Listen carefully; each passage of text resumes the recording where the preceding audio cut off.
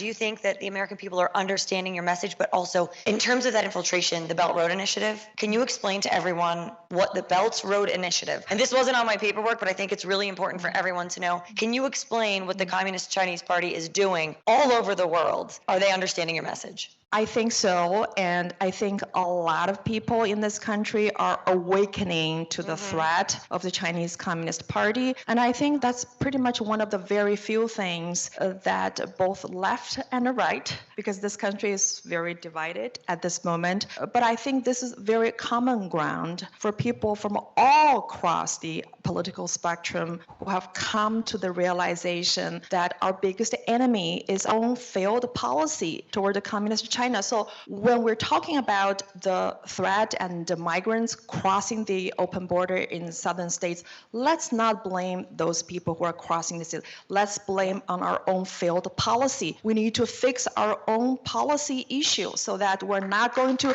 embolden and enriching our biggest enemy.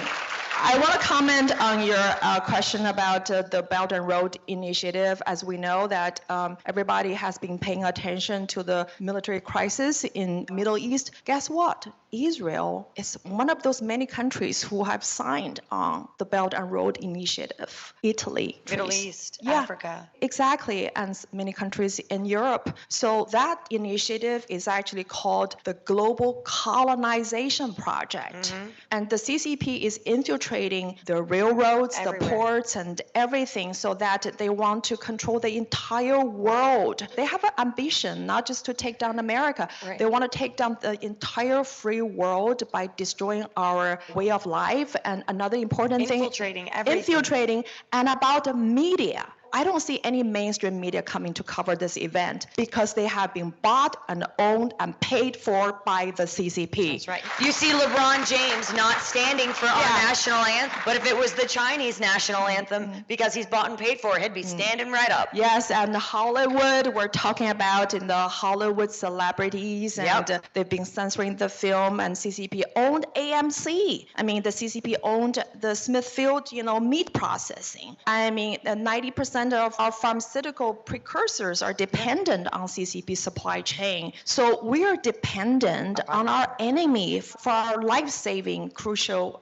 supply chain. That is dangerous. So we got to hold our elected officials for their accountability. And every one of you must call your senators, your congressmen, and ask them to correct the past mistake and make sure that they're elected to represent we the people, not the CCP in Beijing.